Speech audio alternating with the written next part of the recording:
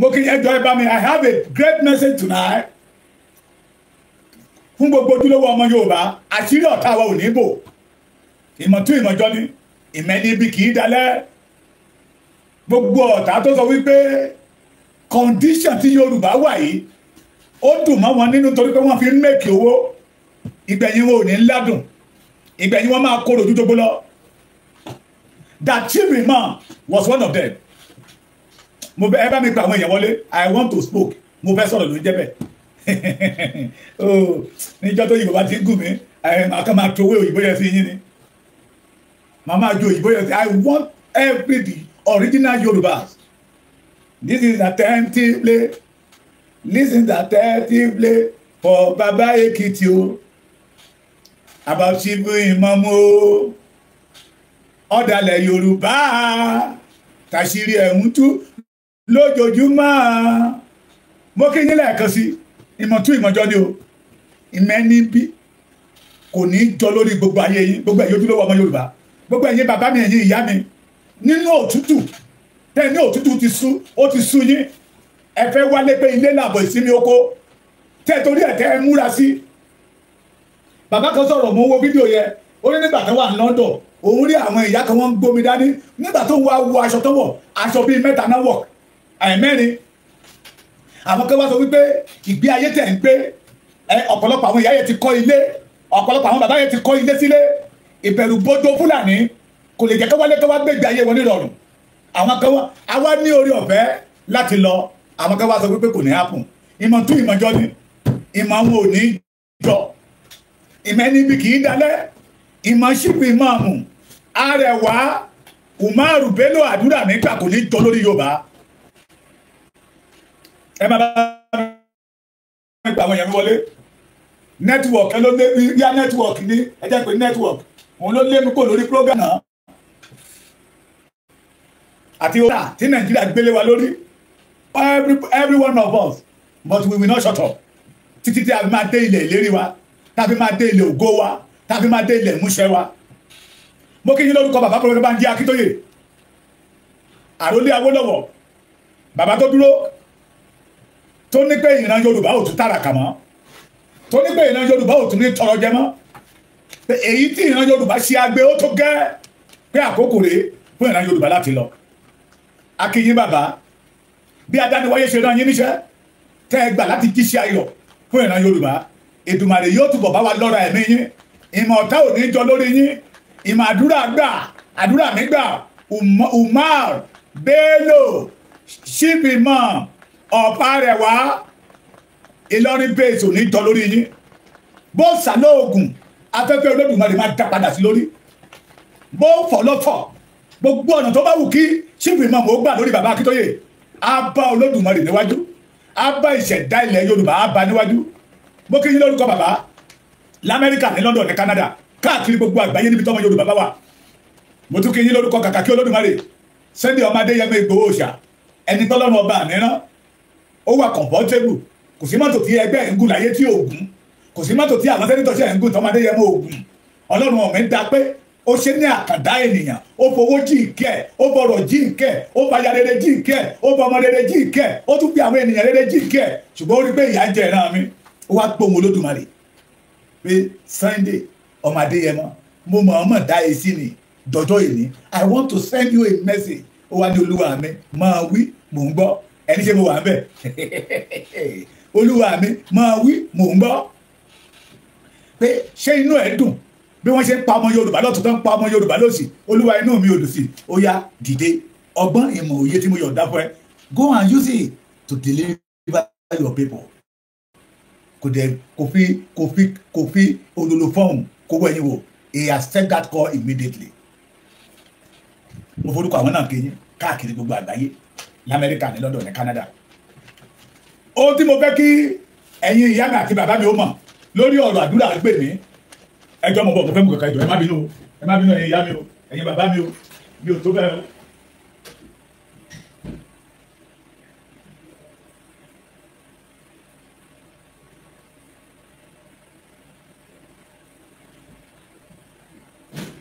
ẹ má bínú o mi ò tó bẹ́ẹ̀ o ẹ̀rọ tí bàbá Akíntóyè mọ́ mi lára o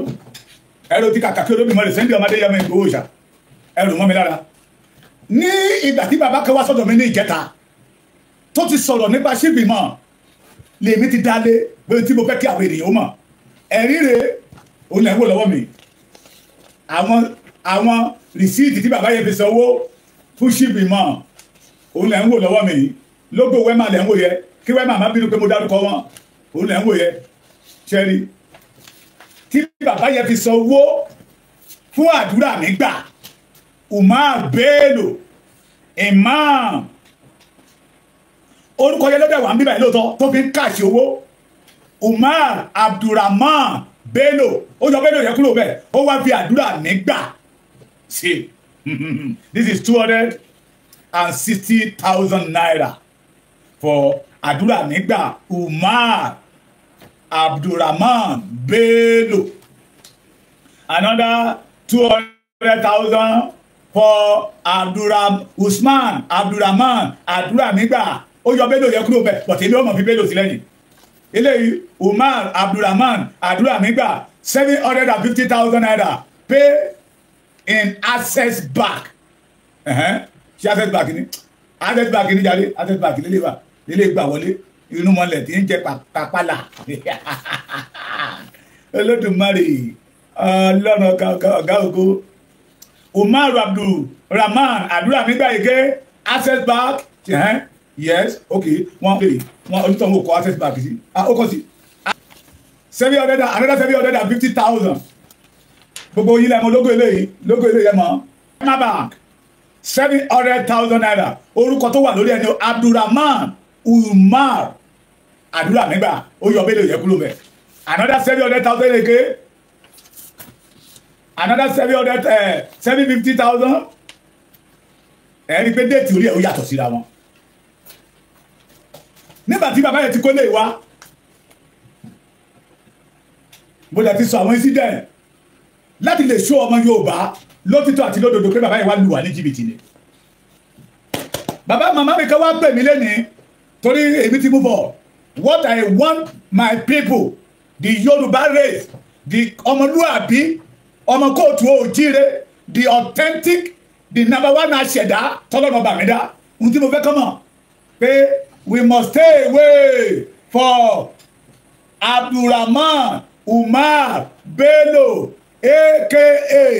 ìmáàmù Yorùbá tẹ́lẹ̀ tó ti di ìmáàmù Arẹwà lẹ́nìí ṣé rí ìmáàmù Yorùbá yẹ òfin gbà wá ni mọ́ṣáláṣí wo ló ti jẹ́ ìmáàmù Yorùbá ṣé Abẹ́òkúta ni ṣé Ìbàdàn ni ṣé Ògùn state ni ṣé Ọ̀yọ́ ni ṣé Ọ̀ṣun ni ṣé Èkìtì ni the only chief imam tẹ́lẹ̀ ni the chief imam Yorùbá and Delta ìmáàmù Kéwúlérè ni Akéwúlérè ó wà lẹ́kìtì mi báyìí Èkìtì mi báyìí lọ́fíìsì wọn wà imam Yorùbá and Delta bó ṣe ń pè wọ́n nìyẹn ìmáàmù Yorùbá and Delta both Lagos state Ondo state Ọ̀yọ́ state Èkìtì state Ọ̀ṣun state wọ́n wá rí papọ̀ mọ́ Delta Akéwúlérè lórúkọ bàbá yẹn ìmáàmù ilẹ̀ Yorùbá Jagunlabi fi ń gbà wá ni àṣírí yẹn dẹ̀ ti tú ìyá mi kan náà tún pè mí lẹ́nìí gbogbo yín lẹ́mọ̀ ìyá yẹn ọmọ Kogi ni wọ́n ní Okun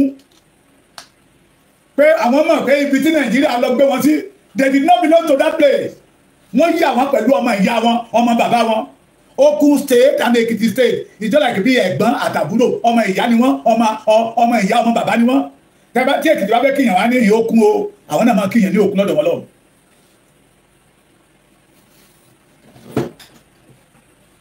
ìyá ẹni nígbà tó ń bá mi sọ̀rọ̀ lẹ́ni wọ́n ní Yèyé Lúfẹ̀ ló gbà wọ́n lọ́wọ́ ìmáàmù yìí owó màálù abẹ́ni màálù nígbà tó tẹ̀sí mọ̀ pé ìyá yẹ ibi tí àwọn okun wà yẹ ó ká wọn lára tí ìmáàmù bá ti mọ̀ pé ẹ wà l'Amẹ́ríkà ẹ dáná ẹ wà ní London ẹ wà ní Canada ní ẹ wà l'Amẹ́ríkà ní ẹ wà ní Japan ní ẹ lógo ẹgbẹ́ ATM yìí gbẹ̀dọ̀ máa pọ̀wọ́ every blessed day àwa tó wà ń bíbà yìí náà ẹ̀ẹ̀kọ̀ọ̀kan wọ́n lè sọ pé ẹ pé àwọn tó wà ń lóyìnbó ìyá yẹn ní ìyá Lúfẹ̀ dídí bá ń kojú yìí síbi mọ́ pé bàbá gbogbo tẹ́lẹ̀ ṣe yẹ lọ́lẹ̀ pa káwọn kọ́mọ̀lẹ̀ tẹ̀ jọ pé òun ló sà sí ìyá Lúfẹ̀ tí ẹni tó fi pẹ̀mí ẹlẹ́ni ọlọ́run máa dàpọ̀ ẹ̀yìn Chief Imam tó bá jẹ́ kó lọ́wọ́ nínú ikú ìyá yẹn. Now the first ọ̀rọ̀ tí kọ́kọ́ fẹ́ sọ Chief Imam ní òun wà nínú àwẹ̀ tó ń bá gbàwẹ̀ tán he will deal with Koiki, deal with Lady K and Baba Ekiti. Bóyá ó ló máa rán àwọn ọmọ òun lọ síbi tó ń rán ìyálúbẹ̀ lọ. Mo dẹ̀ ń sọ lálẹ́ yìí Chief Imam ó lè tún ẹyọ kan lára tèmi, mo dẹ̀ mọ̀ pé ó lè tún ẹyọ kan lára Lady K àti Koiki. Ìṣẹ̀dálẹ̀ Yorùbá ò dẹ̀ fún ẹ ṣe. Chief Imam ló fẹ́ pa àwa mẹ́tẹ̀ẹ̀ta yẹ o kí ẹ̀yin ọmọ Yorùbá máa gbọ́ lálẹ́ yìí. Ó dẹ̀ sọ wípé ẹlẹ́ẹ̀múra rálì ẹ̀múra mẹ́gà rálì òun máa wo bí tẹ́ ti máa ṣe. Ọdí ẹ̀wà ọ̀ ìyá mi yẹ ní kí n má sọ síta á ti mọ̀ pé òun lẹ́mọ́ ló sọ ọmọ ní màmá kò sí tó máa fi yín ṣe, kò sí tí Chief Imam máa fi yín ṣe. Yorùbá tabaki tá ń sá ẹ jẹ́ ká mọ̀ tá ń sọ ẹ jẹ́ ká mọ̀ tá ń ṣe. Gbogbo ẹ̀yin tẹ́ ń tẹ̀lé ìmáàmù lẹ́yìn ọ̀tá ìran yín nìyẹn, ọ̀tá Yorùbá nìyẹn. He said it categorically to that mama pé òun ò ní jẹ́ kí rálì yóò ṣe é ṣe. Ìyá yẹn wá ní ha ẹ má yọ ẹ jẹ́ kí n dánwò bí ẹ̀mí náà máa rí ọdún yẹn pé mo ti mama ẹ má bínú pé mo rìkọ́dù yín ẹnu ènìyàn méjì láti ń fi ẹ̀rí òdodo múlẹ̀ ní mo fi kúlẹ̀ àbí yamọ́ bẹ̀yìn wọ́n lè dámọ̀ wọ́n lè túnú kálára yín nígbà tí ilẹ̀ mọ́ Koiki ó halẹ̀ mọ́ ẹ̀yìn ó dẹ̀ halẹ̀ mọ́ Lady K. Ìgbà yẹn mo ṣẹ̀ṣẹ̀ tẹ̀ mà pé ọ̀rọ̀ tí mò ń gbọ́ lẹ́nu màmá mi kì í ṣe mi nìkan ló yẹ kí n bọ̀. Òun fẹ́ pa Koiki òun fẹ́ pa Lady K àti Baba Ekiti àrà ló máa pa ẹ́. Ìjọ tó bá ti ní bó ṣe nípinnu ẹ̀yẹ ìjọ tó bá ti dọ́wọ́lé àkọ́bí ẹ̀ ló máa fi bẹ̀rẹ̀ wà wá fi àbígbẹ̀ yẹn parẹ́ Chief Imam gbogbo tó ń dùn ẹ̀ nínú pápátá ó máa di ìbànújẹ́ fún ẹ.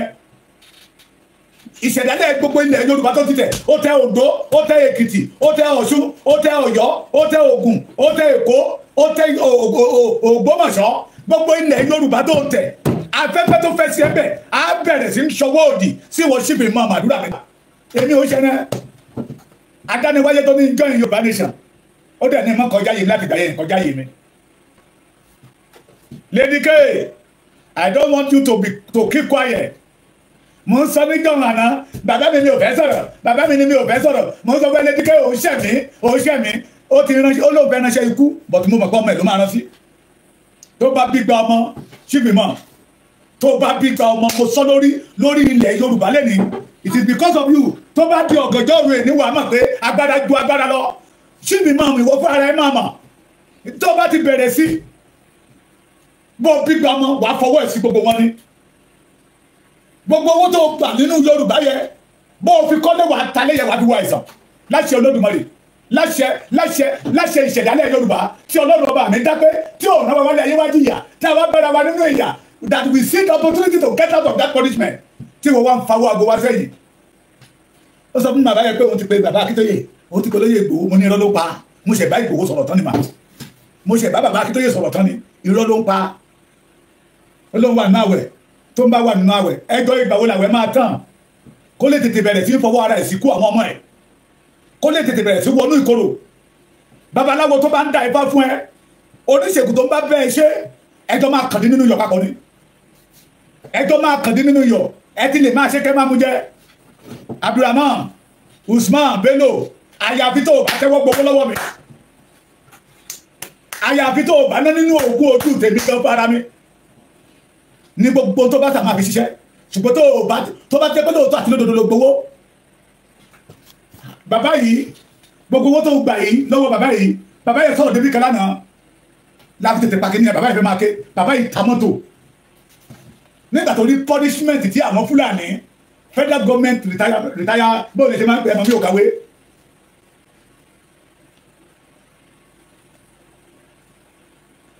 seven day tí bàbá yẹn ní gbogbo tó dún àwọn yóò bàbá yẹn máa mi sọ̀rọ̀ pé ọmọ Yorùbá tó bá ṣiṣẹ́ ní federal government ó pẹ̀lú kan tẹ́tì rìtáyà ní pẹ́ṣẹ́ kẹ́tẹ́tì lọ gbé kúrò bẹ́ẹ̀ mo ní kò yé mi bàbá ò dẹ̀ fẹ́ gbójú síta for security bàbá ìta mọ́tò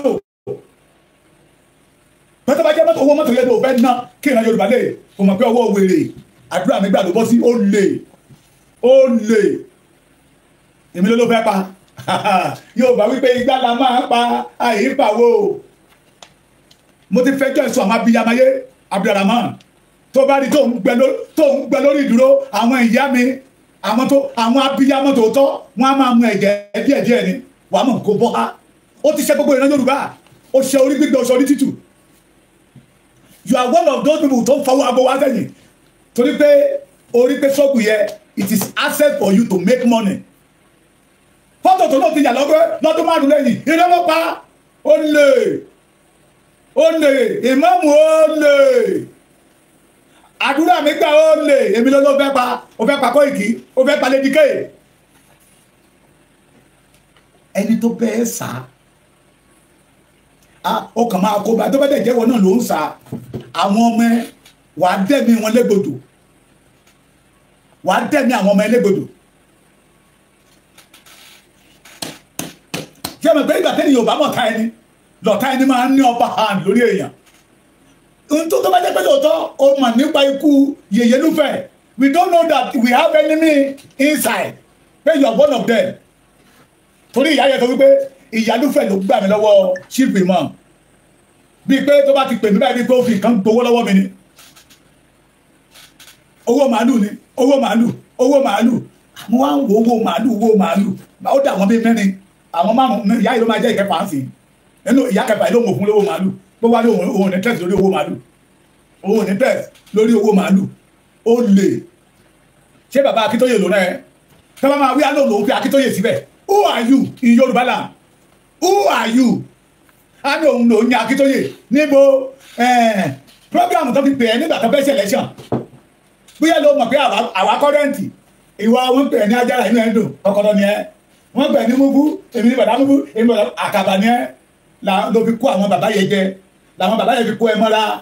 ṣe mọ̀ pé àwọn àgbàgbà ilẹ̀ Yorùbá wọ́n dùn tán tá bá ti rí ẹ̀tàn inú wọn tètè máa ń bẹ́ mọ́ ni. Lóòótọ́ yóò adìẹ nígbà tó ń ṣe election Tinubu contest with bàbá Akíntóyè tó bá máa jáde tí a wà ní ìwọ́n ló bá Akíntóyè ń bẹ̀ òkú ló máa pa ẹ́ ò ní jèrè gbogbo ìṣẹ̀dálẹ̀ Yorùbá máa dojú ìjà kọ́ ẹ́. Mo ti ní pé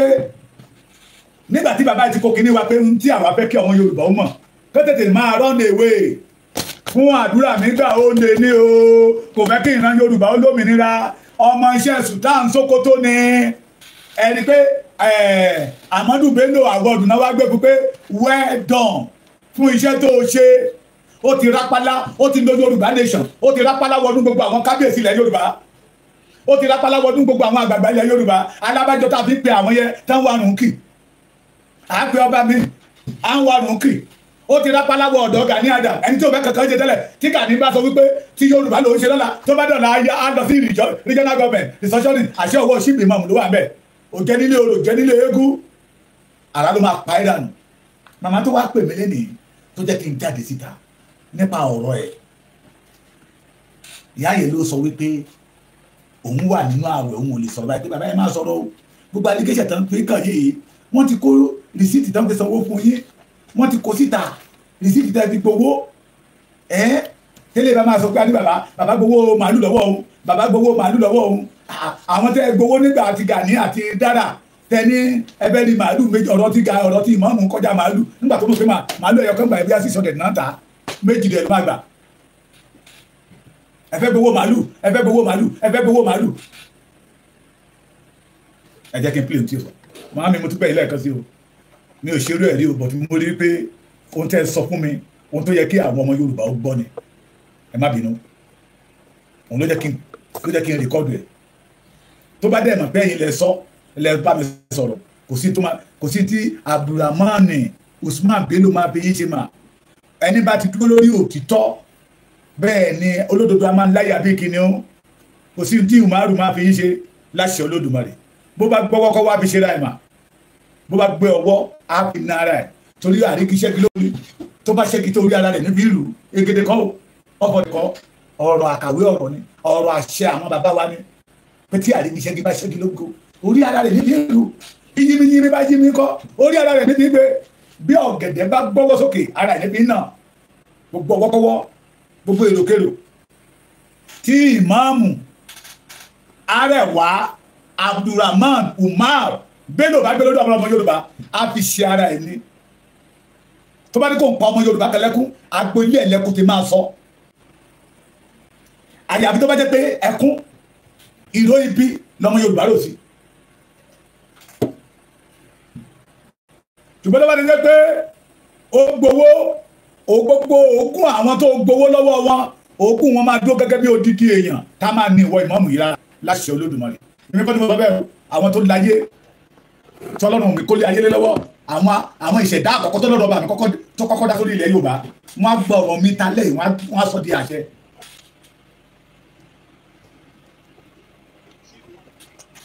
láàdù ah kò láòdù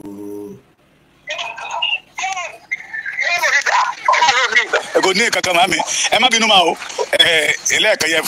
fóònù mi dákú ẹ ló sọ pé òun máa wo bí tẹ́tí máa ṣe mẹ́gàdà ìtọ́fẹ́ ṣe màmí mi ò ní dárúkọ yín.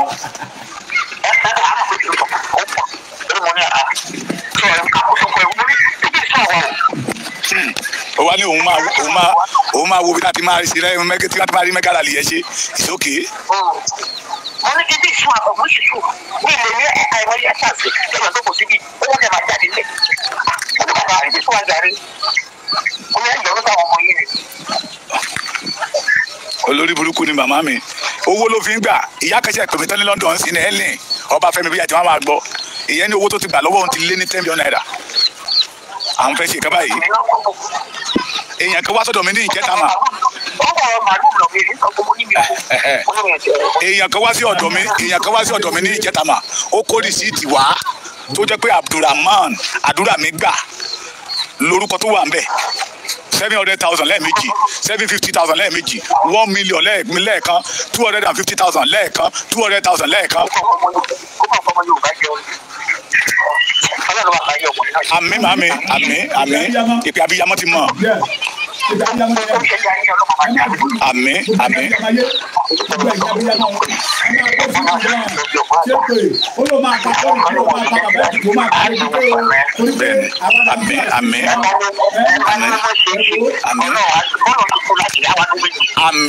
Ọlọ́run máa já òkú ẹ̀mí wọn tó ẹnikẹ́ni tó bá ti ní Yorùbá ò ní lọ Ọlọ́run máa já òkú ẹ̀mí wọn ni.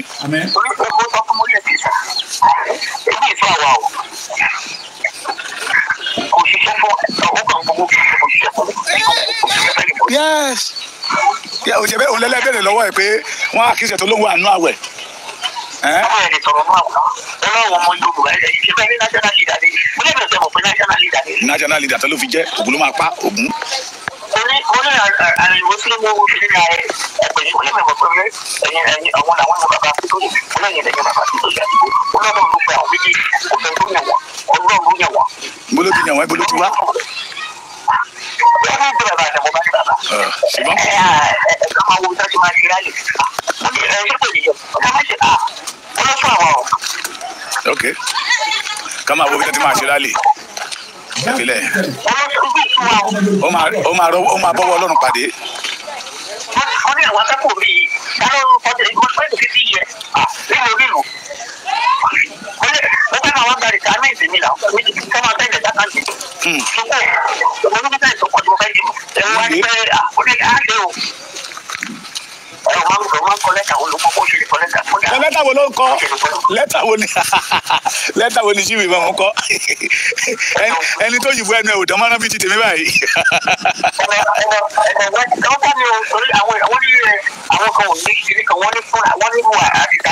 Màmá mi mẹ́wàá ṣífì mọ́ mo lè dá wàrà Yorùbá nù ṣẹ́gbọ́n mi màá pariwo ẹ̀ lálẹ́ màá pariwo ẹ̀ lálẹ́ ẹ̀ má wọlé mà ṣẹ́gbọ́n mi. no mi ò ní dá bàbá ẹ má wọlé. ẹ̀yin Yorùbá ẹ ti dé àwọn kan láwọn máa dá. bẹ́ẹ̀ ẹ máa wòran màmí. ẹ má bẹ̀rù màmá mi àwa ọmọ yìí ló yẹ ká máa bẹ̀rù bọ̀ tí àwa ti gbé ìbẹ̀rù fò. kò sí màmá mi wọ́n gbọ́ fọ́ọ̀sì yín gan wọn lè dá fọ́ọ̀sì yín kò sẹ́ni tó dá fọ́ọ̀sì yín mọ̀ ṣẹ́gbọ́n mi ẹ̀yin ẹ má wọlé kò lè dá ẹ má wọlé màmí olórí burúkú ni. kò lè ṣe kópa anybody mà àfi tí o bá gbowó ọmọ Yorùbá ní ìṣẹ̀dálẹ̀ Yorùbá ò fi ní jẹ́ níyà ní ìṣẹ̀dálẹ̀ Yorùbá ò ní ṣépè fún. bàbá wo irọ́ ló ń pa irọ́ ló ń pa mà irọ́ ló ń pa mo ṣe bá Ìgbòho sọ̀rọ̀ tán ni. ìgbóná ọwọ́ ìgbà tó tún sọ mo fẹ́ bèrè kìíní kan wọ́n sọ èmi máa ń àwọn márùn tí mo máa ń bò ó tàbí ìdí wọn bábílọ̀nù wà wọ́n yà bẹ́ẹ̀ tó sọ̀rọ̀ sí ilé ẹ̀lẹ́sìn láti máa sọ̀rọ̀ lọ́tì ẹ̀ wọ́n ní bábílọ̀nù máa ṣiṣẹ́ yẹ̀yẹ́ èmi náà ìlú máa wù yá sí yẹ̀yẹ́ wọ́n ní bàbá ìdìbò pọ́ìntì ńlá ló máa ń yọ ó dàbí ìdìbò àwọn yàgò tẹ̀ máa jẹ́ ìfáyà òtí pọ́ìntì tó ń sọ yẹn ó mọ tó ń sọ wọ́n ní nígbà tẹ̀sí wọn sọ sí ìsìn pé ó ní òun àwọn èèyàn lọ síbẹ̀ ó ní wọn sọ pé Yorùbá lè ṣòwò wọ inú olùwọ́ ibi tí wọ́n ti ṣe pàtì mọ̀mọ́. ṣebí màmí màá sẹ́ndì fídíò tí àwa tó jó ń bẹ̀ tá a wọnú họ́ọ̀lù nígbà tí bàbá dé gbogbo wa wà ń bẹ̀ irọ́ ló ń pa kò rán yàn wá irọ́ ló pa irọ́ ló ń pa àwọn mùsùlùmí Ìlọrin láwọn ò dá mọ̀ màmá mi àwa dí agboolé ẹ̀ ṣé gbọ́ mi mà mo dí agboolé ẹ̀ àwọn èèyàn ló ṣe ń sọ fún wa ń sì pé àfù Yorùbá àfù Fúlàní ni Usman ṣẹ́rí Abdulrahman Abdulrahman tó fi síwájú orúkọ yẹn ló kọ̀ fi sọmọ Yorùbá ó wá yọ Bello yẹ kúrò ó wá sọ di àdúrà mi gbà kò sí ìran Yorùbá kan tó ń fi sọ́ni mu ẹ̀ jẹ́ àdúrà mi gbà Abdulrahman Bello lórúkọ ẹ̀ wọ́n gbé jáde àwọn tó mọ̀ délédélé dà kí yẹ Yorùbá wọn wá ní ó sọ fún èèyàn kan mà bàbá tó wá sọ́dọ̀ mi yẹ pé tóun bá fẹ́ mú èèyàn ó máa súnmọ́ tipẹ́tipẹ́.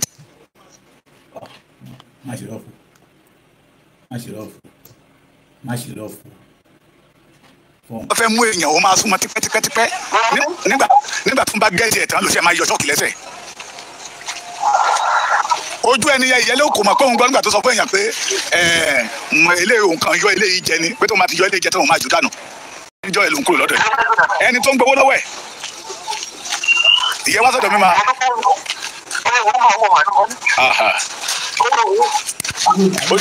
kó jáde síta kó wá dì náà yẹn gbogbo ohun tó sọ nípa mi ń lọ ní o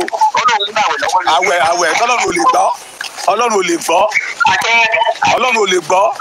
agaba ó ní fi àgàbàgebè àti ẹ̀rú sí Ọlọ́run ò dẹ̀ lè gbọ́ Ọlọ́run ò lè gbà ó lu ìṣẹ̀dá Yorùbá ní jìbìtì Ọlọ́run ò lè gbọ́ ìgbà tó wá sẹ́kìtì mà ọwọ́ ara mi ni mo fi kó owó fún agba hòtẹ́ẹ̀lì fún 3 room lágbà fún lẹ́kìtì obìnrin 3 ló kó wá ọ̀dọ̀ wa náà ti dé bẹ́ẹ̀ ni mà ọjọ́ 3 ló lò lọ́dọ̀ wa mà wọ́n parí rálì kó tó bẹ̀rẹ̀ rálì ó ti dé sọ́dọ̀ wa ọjọ́ tá a ṣe rálì ìrọ̀lẹ́ tá a ṣe rálì olóhùn ò lè lọ àárọ̀ ọjọ́ kejì yẹn ló ṣe lọ àárọ̀ ọjọ́ ìrọ̀lẹ́ tá a parí rálì pàpátá lọ́mọlúkà wá gbéra 4 tí wọ́n rà fún tọmọ Yorùbá rà fún tí wọ́n rà fún náà wá gbé fún lọ́dọ̀ wa níbẹ̀ ra 4 black colour ó gbowó lọ́wọ́ èmi tó bá ti wá bẹ́ẹ̀ ó máa ṣáàjì wa ní pé yé báyìí ló máa gbà owó kìíní kankan owó hòtẹ́ẹ̀lì owó oúnjẹ ẹ̀ẹ́dẹ̀gbẹ́dọ̀ fún lóúnjẹ kó jẹ́ ó jáde síta tó bá mọ̀ pé òótọ́ lòun jẹ́ olóòótọ́ kó jáde síta kó wá dì náà pé bẹ́ẹ̀ni àwọn tó lára àwọn tó gbowó lọ́wọ́ ẹ̀ ṣe pè mí ní ìsìnmà ó ṣe pè mí mami ẹ pàdé mi lórí program YouTube ma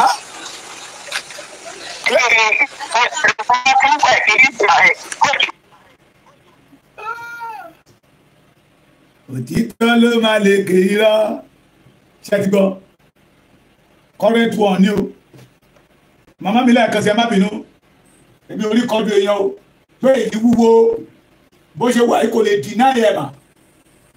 tó bá ó lè dọ̀la kó sọ pé ara irọ́ náà pa owó sọ pé èèyàn kankan pé wò ní jẹ́kẹ́ ṣe rálì. So I pity those people that still follow Umar Bello aka àdúrà nígbà ìmáàmù ṣíwèé ìmáàmù ọ̀fà rẹ̀ wá tó bẹ̀sẹ̀ sí Ìlọrin tó ń ja ọmọ Yorùbá lólè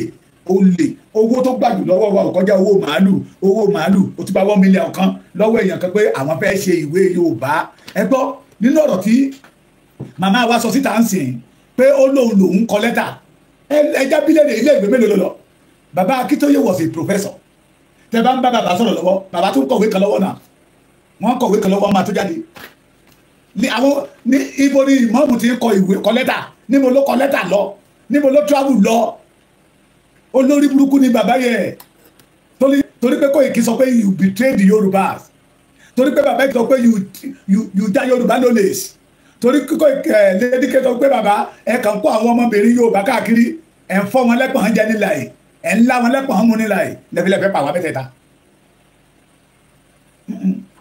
orí òbẹ́sẹ̀lé ni wọ́n ní lágbájá ó jẹ́ ẹ̀nà jẹ lágbájá ó jẹ́ ẹ̀nà jẹ lágbájá ó jẹ́ ẹ̀nà jẹ kí ẹni kìlómítà oníta ló máa jẹ ẹran tí ò ní yọ ẹni yẹn wá dá ló pé òkè olóò jẹ́ ẹ̀nà jẹ báwo ló ṣe wá mà pé kò ní yọ ṣífì máa ń kọ́ máa Wema Bank lẹ́ ń wò lórí ẹ̀ lẹ́ ń wò ràn lógo Wema Bank ni ẹ tẹ́ ẹ bá wo ìsàlẹ̀ ń bíbà ìsà ní òfẹ́ kẹ́ lórúkọ ẹni tó níní ẹ̀ẹ́dì bíbà yìí Access Bank lẹ́wọ́ tọkọ síbẹ̀ yẹn Access Bank níbi tọwọ́ bíbà yìí Access Bank àṣírí ọ̀tá ò ní bò Access Bank tẹ́ni ọba tó dé Wema Bank á lo Access Bank tí ọba tó dé Wema Bank á lo Access Bank owó màálù náà ni ẹsẹ̀ di owó màálù ó wá ní Yorùbá ò ní ṣe rálì ní ilẹ̀ bàbá wa ṣe rí pé àwọn ọba wa ti bayé jẹ́sẹ́ àwọn lídà wa ti bà nǹkan jẹ́ tí àwọn lídà wa ò bá bà nǹkan jẹ́ ọmọ Fúlàní wa sọ wípé a ò lè ṣe rálì lórí ilẹ̀ wa tí àwọn lídà wa bá dúró déédéé irú kìíní kan náṣẹ́náṣẹ́ bí okùn tó fi ń so igi nílùú wa a máa sọ pé a lè ṣe bó ṣe wù wá lórí ilẹ̀ wa àwọn ọba wa tí ò dúró déédéé ni Sàtàn bá dúró déédéé wọ́n bí 1 million Umaru Bello ọmọ Fúlàní kó wá dúró kó fẹ́ máa kọ́ ilẹ̀ wa kábíyèsí wa tó dúró déédéé ni àwọn àgbàlagbà tí ò dúró déédéé ni àbí lọ ń bọ̀rọ̀ àbí lẹ́mìkọ́ ní àwọn yẹn fi ní chance náà fi kílèmù ilẹ̀ Yorùbá tàbí ṣe bí ènìyàn pàtàkì láàrin wa òun ló fi sọ wípé di Yorùbá àkókò táwa náà bẹ́ẹ̀ dọ̀yẹn pé lélẹ́yìí irú ṣìpì mọ́mú ṣìkò ṣe mọ̀ kó ti sọ fi tẹ̀sí táǹsì pé òun ò ní jẹ́ kán ṣe rálì irú ẹ̀ ṣìkò láàrin wa that we must deal with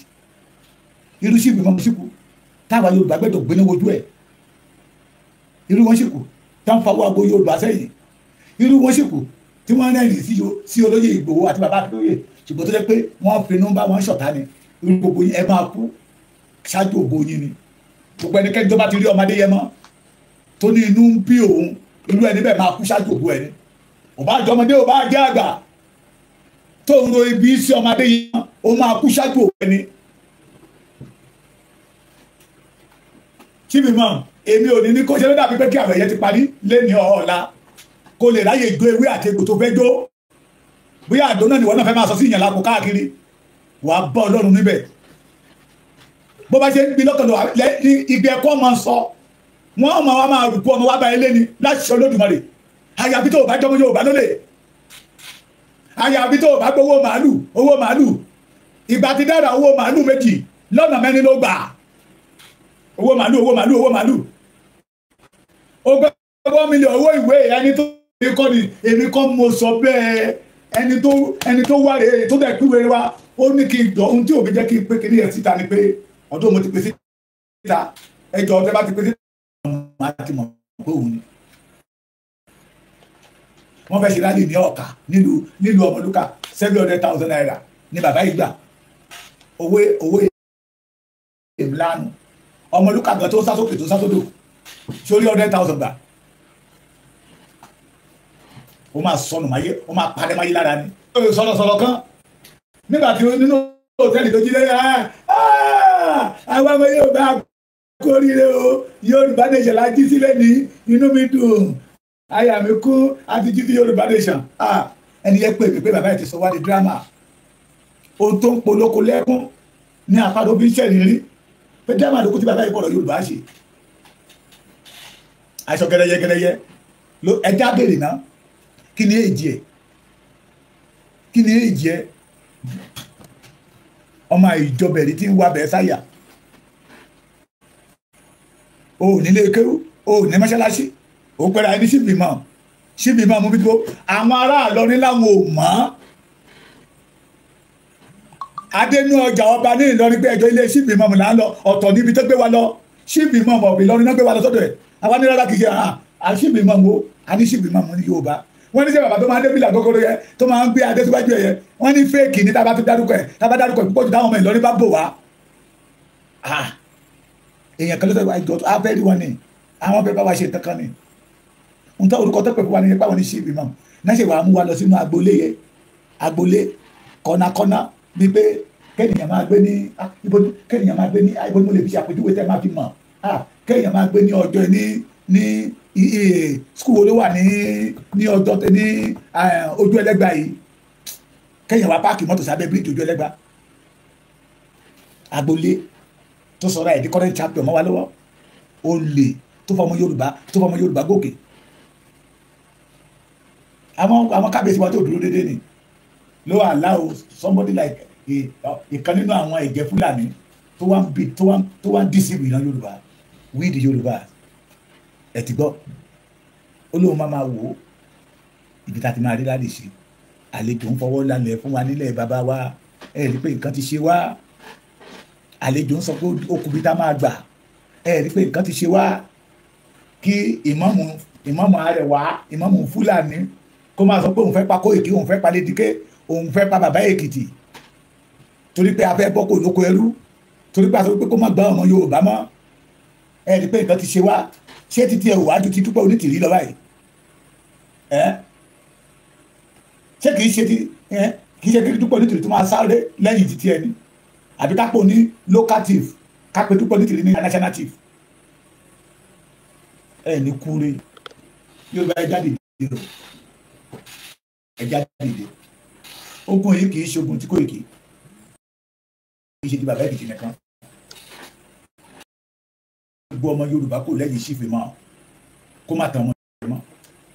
it is because we fail láti lé àwọn ọmọ Yorùbá kò lẹ́yìn Dúpẹ́ Onítìrí làwọn ọmọ wa fi wà lẹ́wọ̀n o méjì ti kú nínú wọn we must not fail this time around let every Yorùbá know that chief imam of Yorùbá tẹ́ mọ̀ sí chief imam Yorùbá tẹ́lẹ̀ it is a notorious armed robber it is authentic 419 in among of the Yorùbá race mo tún fi àkókò yìí láti jíṣẹ́ ìyẹn ọmọ Ìgbómìnà ti Kwara ni Ìgbómìnà ti Ọ̀ṣun ni Ìgbómìnà ti Kogi ni tó fi dé Èkìtì àwọn ọmọ yín ní pé kẹ́ ẹ stay away lẹ́yìn chief imam ẹ stay away lẹ́yìn chief imam ò gbèrò rẹ̀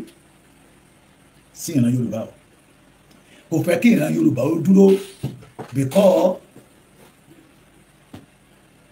it is avenue for him to make money ó gba 1 million cash tó ń fẹ́ tẹ̀wé síta kì í dẹ́ ìṣọ́kọ́ bàbá yẹn nìkan ló ti máa gba 1 million yẹn bàbá yẹn ní ló sọ fún pé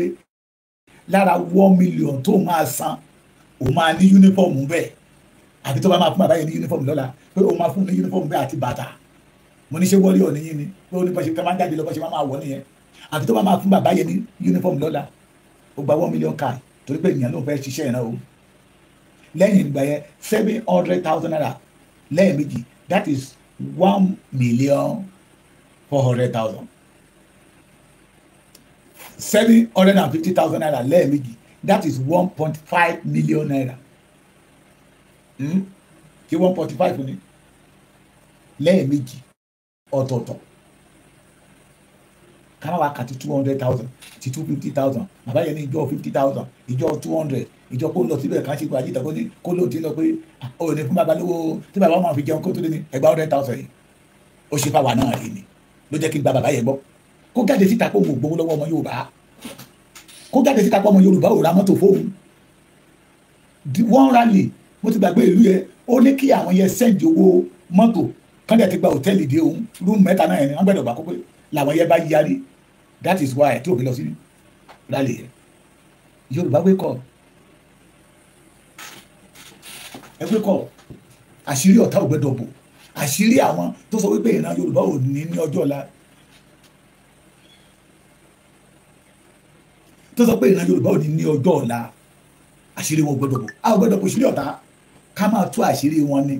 the àṣírí ṣìpì mọ̀ mú ti tú the Yorùbá must not cover what we not supposed to cover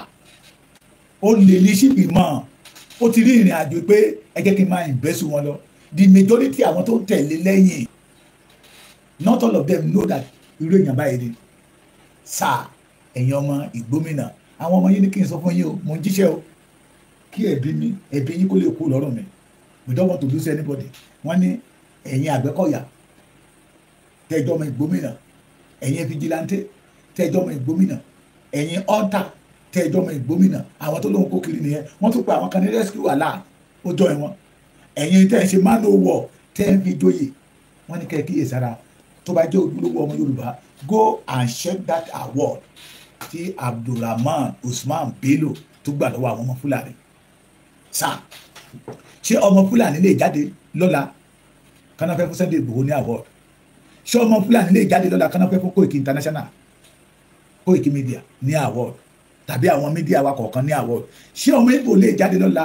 kan ní wọ́n fẹ́ yẹ bàbá wa sí fún iṣẹ́ takuntakun tó ń ṣe kánáfẹ́ fún bàbá Akíntóyè ní award ṣé ọmọ Fúlàní lè jáde lọ́la kan ní bàbá Èkìtì bó tẹ̀ ṣe yan tọ́ọ̀gì tó you deserve award ṣé ó lè dọ́là kan ní wọ́n fẹ́ fún àwọn tó ń rìn káàkiri pé this country must scatter we don't want to be other Fulani again kan ní award pé they deserve award ẹni bá ṣiṣẹ́ tó wòyàn lórí ẹni bá ṣiṣẹ́ tó ṣiṣẹ́ takuntakun nígbà tá a máa fún wa láwọ́ọ̀dù wọ́n fẹ́ fún wa láwọ́ọ̀dù wọ́n ní fún iṣẹ́ tí à ń ṣe fún ìran Yorùbá láì bójú ẹ̀yìn wọ́n fi fún wa láwọ́ọ̀dù yìí so ẹni tẹ́ bá fún láwọ́ọ̀ they will see the capacity iṣẹ́ tó ṣe ọ̀nà tó ti gbà ipa ẹ̀ iṣẹ́ wo ni ṣípì máa mú tó ṣe fún àwọn Haúsá that make him deserve award wọ́n wá yọ Amadu Bello ẹgbẹ́ mẹ́tọ́ náà fi ṣàwọ́ tó wọ́n fi tẹ́tẹ̀ ní award Yorùbá tẹ́ bá ń tàbá ẹ má jẹ́ àkànlá wa o tẹ́ bá ń bóbó wa we must not allow anybody to bobo us again tẹ́ bá ní mùmú ni wa ẹ má jẹ́ àgbà torí pé kéèyàn kó tó fún èèyàn ní award ó ti máa wà ní á ti ṣiṣẹ́ tó jẹ́ pé èèyàn méjì mẹ́ta àmì kì í ṣe èèyàn kan ló máa sọ wípé mo fẹ́ fẹ́ ní award organization or group ẹjẹ́ abira wa ìbéèrè tó yẹ kí ọ̀pọ̀lọpọ̀ yìí tẹ̀ ń dé bẹ́ńdì ẹ̀ tẹ̀ ń dé bẹ́ńdì imam tó yẹ kẹ́ béèrè ní wípé kí ni iṣẹ́ tí bàbá yìí ṣe fún àwọn Haúsá àwọn Fúlàní that make him deserve award ok àwọn Haúsá kan àwọn Kaduna wọ́n fẹ́ lọ àwọn Àrẹwà wọ́n fẹ́ lọ wọ́n ṣe pé bàbá Akíntóyè kan náà fẹ́ fún bàbá Akíntóyè ní award wọ́n ṣe pé lóye Ìgbòho kan náà fẹ́ fún lóye Ìgbòho láwọ́dù pé iṣẹ́ takuntakun tó ti ṣe ẹja abira wa léèrè ọdún wo ni ṣípì mọ́ àwọn jọyìn wa lójọ́ ìṣọ́gbò yìí sáà wọ́n ní ọ̀dìnà ṣé ọ̀dìnà kò jẹ́ kó tó ọ̀dìnà ọ̀dì wà náà bẹ̀rẹ̀ àwẹ̀ náà kò yọ ọ̀dì 29 ló yẹ káwẹ̀ parí àwọn ọ̀dì 28 àbí ṣe lè máa pé 30 ni a lè tètè sa ògùn tó lóun fẹ́ sà sí àwa mẹ́tẹ̀ẹ̀ta èmi Kóìkì àndèdìkè ara ló máa pa ẹ́ Bíbélì wípé ní ara tí ń sán yẹn ní kẹ̀kẹ́ ìbínú Ọlọ́run ṣípì mọ́ wàá bá ìbínú Ọlọ́run pàdé wàá bá tènìyàn pàdé wàá bá tàjọ̀nù pàdé torí pé olú ọmọ Yorùbá ní jìbìtì olùwà ní jìbìtì ó fọwọ́ aago wá sẹ́yìn ó tún halẹ̀ mọ́ wa pé wàá pa wá pé kò sáàyè fún wa láti rìn káyan nílẹ̀ bàbá wa wọ́n ní kí kìnìún kan máa lérí kìtìkìtì máa lérí ìpàdé níbi kan we want you to whatever you know how to do best do it àwa máa sọ fún ẹ pé àjẹ́ kí ilẹ̀ Yorùbá kó nira fún ẹ láti rìn no amount of security ó lè ẹ jọ ẹ bá mi sọ fún Kóìkì o kó múra o ṣíwì máa mú lérí ogun o mo mọ̀ ọlá inú kan ìyá yẹ kò ní jẹ́ kí àṣàṣe ẹ̀hún náà ẹ̀ Kóìkì lédíké ọlá inú kan ìyá ọlá abiyamọ ọlá ìyá tó jẹ lórí ìrìnàjò Yorùbá nation ọlá detention ìrìnàjò sí DSS gbogbo ọwọ́ tí ṣípè mọ́ mo bá gbé lórí ẹ̀ lédíké a máa dáhùn lára àwọn ọmọ ẹ̀ ni a máa dáhùn lára àwọn ọmọ ẹ̀ àyàfi tí ò bá lu ìran Yorùbá ní jìbìtì tí ò gbowó lọ́wọ́ wa tí ò gbowó màálù ẹgbọ́n màmá mi tí mo gbọ́ ó ló béèrè owó màálù lọ́wọ́ àwọn sọ pé àwọn interest bàbá mi kan wà ní Germany bàbá àgbàlagbà ó gbowó màálù méjì lọ́wọ́ bàbá yẹn ó gbowó màálù méjì ẹni tó ra mọ́tò fún náà ló tún gbowó màálù méjì lọ́wọ́ ẹ̀ á tú nǹkan tí ò yẹ ká tú àtú nínú ayé ẹ̀ kó jáde títa kó wá sọ̀rọ̀ mo bẹ̀ wá lórúkọ Ọlọ́run, and I use this opportunity to call the media both home and abroad. Ẹ já pariwo bàbá ìkọ́ ọmọ Yorùbá lè padà lẹ́yìn ẹ̀. Ohun tó ṣẹlẹ̀ sí àwọn tó ṣẹlẹ̀ sí àwọn tó ń tẹ̀lé Dúpẹ́ Onítìrí kò tún gbọ́dọ̀ ṣẹlẹ̀ sí àwọn ọmọ wa ìgé. Ẹ já pariwo chief imam, gbogbo ẹ̀yin tẹ́ ẹ ní chief imam lẹ̀ Yorùbá, ẹ máa fi olè arm rubber ẹ máa fi síwájú ẹ̀ kó wá jáde kó wá di ìbẹ́ǹdì ẹ̀. Ẹ̀rí wà máa tún pé ìyá mi ẹ ní ẹjọ́ gbogbo rìsíìtì tẹ́ fi sanwó fún náà máa wà lórí fóònù yín, ẹ bá wa tẹ̀ síta. Òtún pa bàtà pàdé wọn tí wọ́n etí ẹ̀ olè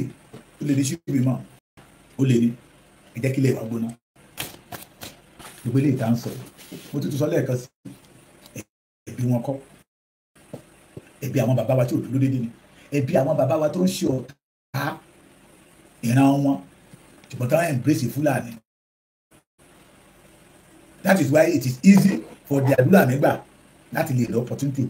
kó sọ́dọ̀ ọmọ ọba, torí Sultan Sokoto ti máa sọ fún wọn pé òun lò rán níṣẹ́ náà fi fún ní ọ̀wọ̀ tán fún lọ́wọ́. Sultan Sokoto ti máa sọ fún pé ọmọkùnrin yìí òun náà mọ̀ wá máa bá yín gbàtàwọ̀ ò mọ̀. Ẹja gbélé Yorùbá gbóná káradì máa rántí pé ojúbọ̀rọ̀ kò ṣe gbọmọ níwọ̀ ẹ̀kọ́. Bàbá Èkìtì sọ ilé ìkùn tó ń lọ màá tún wá lọ́la bá ká mú èyí ọ̀la la máa mú ọ̀la dẹ̀ẹ́dẹ́ kì í tán lẹ́yìn ọ̀la. Ẹni bá dẹ̀ torí mi tó lọ wá ewé tó lọ wá egbò á máa dún lórí àwọn ọmọ ẹ̀ ní ìgbé rárá òun làrá ké wọlé. Tó bá ti bẹ̀rẹ̀ sí báyìí ìran ọmọ ẹ̀ àkọ́kọ́ kọ́kọ́ máa ké ibi orókùn ni. Tó bá tó ń tẹ̀síwájú wọ́n mọ̀ ṣe gbòkú ọmọkùnrin wá bámọ́lé náà wọ́n mọ̀ gbòkú ọmọbìnrin wá bámọ́lé. Gbàyè ló ṣe máa mọ̀ pé lóòótọ́ lódodo òun ti ṣe ìran Yorùbá. Kó lọ wo àwọn tó ṣe ìran Yorùbá, kó lọ wo ìgbẹ̀yìn wọn. Bọ̀tà àwa máa bẹ àwọn àgbààgbà ilẹ̀ Yorùbá tó ti lọ, ẹ má jẹ́ kí tẹ́lẹ̀ yìí ó jẹ́ ìgbẹ̀ kó jẹ́ ọjọ́ alẹ́, ẹ jẹ́ kó tètè máa rí lọ́wọ́ sí kó rárẹ̀ títí òfin máa kú ni. Ìwọ gbọ́wọ́kọ́wọ́ ìgbẹ̀yìn ayé ẹ̀ máa kó rò dúdú gbọ́dọ̀ ni. Àfa olè ìmáàmù olódìdí màálù tí olódìdí màálù mọ́lẹ̀ ṣé wà nílò àlùkùrá níbẹ̀ olè lórúkọ Jésù eriwo yà sẹlẹ̀dẹ̀ alárìkárí ẹ máa ní pé ó fẹ́ràn Yorùbá ni láì mọ̀ pé ibi tí ìkòkò ọbẹ̀ tí ṣe ṣomuṣomu yẹn kà á dá fọmọ tí jẹ́rú kà á dá fọmọ tí pọnmọ́ rí balùwẹ̀. We are ready for you. Mo ti pe àwọn àgbààgbà, mo ti sẹ́ndì ọ̀rọ̀ yẹn sí àwọn àgbààgbà, wọ́n ní tó bá bí dáa kó jáde lọ́jọ́ náà. Bóyá àwọn ọmọ tó ń tẹ̀lé eléyìí tó jẹ́ pé àwọn fẹ́ wùwà bí ọmọ àlè owó tó ń gbà tó òkú lọ́dọ̀ wọn.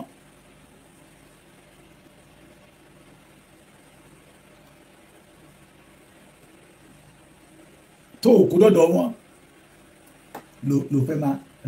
máa lo àgéṣì Yorùbá. Ìwọ àtàwọn máa parẹ́ máyé ni láṣẹ Olódùmarè. Good night. God bless every one of us. Ọ̀tẹ̀ jáde lọ́kàn pé lábẹ́ bó ti wò kórí all of us must reject Nigeria. Ṣẹ́gbọ́n apẹ́dẹ́ tó ṣẹlẹ̀ ìmílẹ̀ pé Ọlọ́run wà lẹ́yìn wa ni tó ń tú àṣírí àwọn àṣírí tí Ọlọ́run ò jẹ́ kí àwọn kan fara pamọ́. Ọlọ́run ti rí pé àti dé final stage ó wá ń yọ àwọn èpò kúrò nínú àlìkámà wa. The chief imam is one of the èpò nínú àlìkámà. Yes, tí àṣírí wọn ò ní bò tí àṣírí ọ̀tá wa yóò máa tú ni lágbára Olódùmarè. Ẹ ṣé o, ẹ rí mi lé ní ẹ tó rí mi lọ́la èrò ìmáàmù ọba mi o àbí tó bá fẹ́ kú ikú òjijì ọmọ arúgbó lè mi àbí tó bá fẹ́ kú ikú òjijì ọmọ Yorùbá lè mi. Ṣùgbọ́n ẹ̀yin ó lè ẹ̀rí báyìí ó tútù báyìí lọ́ní lójú jẹ́ wọ́n tún pè Ìlọrin ìṣubú jàǹbá àbí báwo la ṣe ń pè ọmọ ọ̀sán tí ń kó pópó bá ìyá ẹ̀ agbolé ní ilé Ìlọrin o ẹgbẹ́ kọjá ti ìwà jáde síta ó mọ̀ délédélé òun ló fi ń dọ̀jì bọ́ ẹ̀ dáadáa fọmọ ti jẹ́rú ẹ̀yin tèmi ẹja máa gbáradì àódélé dandan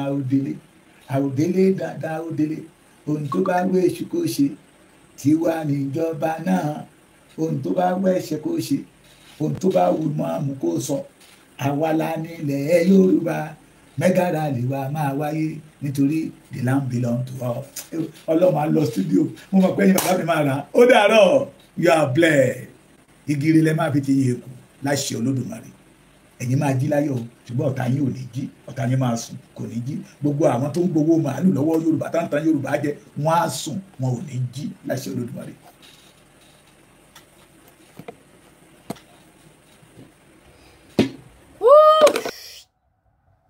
Ẹ káàbọ̀ padà sórí ètò Lady K Ìfẹ́olúwa show, the baby of Yorùbá nation. Ebi gángan lèmi wọ̀ nífẹ̀ẹ́ lómi ṣe bí wọ̀ nífẹ̀ẹ́ lómi ṣe gbogbo ẹ̀yin tẹ́ ẹ̀ wò mí, gbogbo ẹ̀yin olólùfẹ́ mi, gbogbo ẹ̀yin tẹ́ ẹ̀ bá mi rajà, tẹ́ ẹ̀ patronize mi, wọn ò ní fẹ́ lómi ṣe yé gẹ́gẹ́ bí mo ti ṣe sọ àgbo mobile power ó wà available ti diabetes ó wà available èyí tẹ́ bá ti fẹ́ ẹ pè Lady K Ìfẹ́olúwa show èyí tẹ́ bá ti fẹ́ confirm word owó ni mo display látẹ̀kọ́ àwọn confirm word bá power lélẹ̀ tó jẹ́ wípé ẹ bá ṣe kíni ẹ bá lala skibo bọ́bọ̀ gé bá báyé lálejò bó bá ṣe truth or díẹ̀ wà láìta láàyè akókúrò lé ọkọ̀ akó wá sílé yìí nígbà tí ẹ bá gbámú truth or díẹ̀ ó bá padà yíwọ́ ọmọ lọ́wọ́ a máa wá ayé kiri ní ìṣọwọ́ tẹ máa fi gbó jìgìjìgì tọ́lọ́ bá tún máa bá ayé ṣe kó jẹ́ pọ́kàn tí ẹ̀ ò méré ṣe tẹ́yìn dẹ̀ wá méré ṣe tẹ́tí gbàgbó mo lura ó máa kó wá bá ayé ni bó ṣe jẹ́ nìyẹn so gbẹ ìtẹ́ bá nídìí àwọn product yẹn ẹ pè mí bákan náà èyí tẹ́ bá fẹ́ ra